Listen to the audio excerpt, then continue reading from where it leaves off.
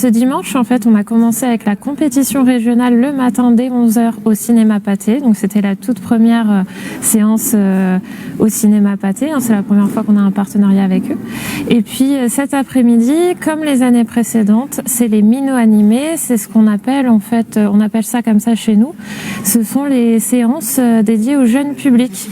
Donc elles sont précédées d'un atelier Fabrique ta cape de super-héroïne qui a été animé par une plasticienne.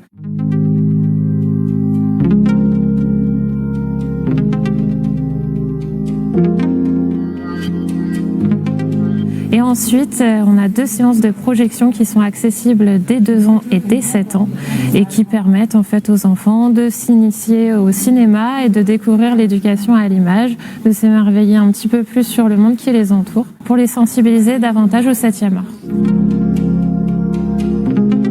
Un atelier en fait qui a été animé par Anthony Belevra qui travaille beaucoup en collaboration avec Plan Neuf. Il fait d'ailleurs beaucoup de ciné-spectacles tout au long de l'année avec nous parce qu'on ne fait pas que le festival Fenêtre sur Cour. On a d'autres actions qui sont menées tout au long de l'année. Cet atelier bruitage, en fait, il permet au public de découvrir les différents mécanismes qu'on peut mettre en place au cinéma pour obtenir des effets de son qui sont en lien avec les images qu'on peut voir sur grand écran. Il y avait d'autres ateliers également qui m'a été proposé aujourd'hui.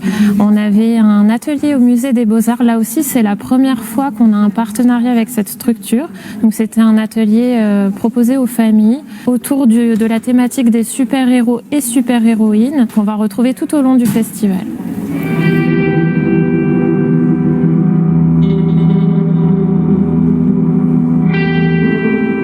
Donc l'événement qui viendra clôturer ce dimanche pour la toute première fois, c'est un BD concert qui se déroulera à la Vapeur, la scène de musique actuelle de Dijon. C'est une BD qui s'appelle Algues vertes, mise en musique par un groupe originaire de Brest, Mnémotechnique et Point. Cette BD, elle parle de la prolifération des algues en Bretagne. Voilà, c'est une BD qui parle de ça et nous, on voulait vraiment décloisonner le cinéma cette année et le mêler à d'autres disciplines artistiques et donc la musique, ça en fait partie.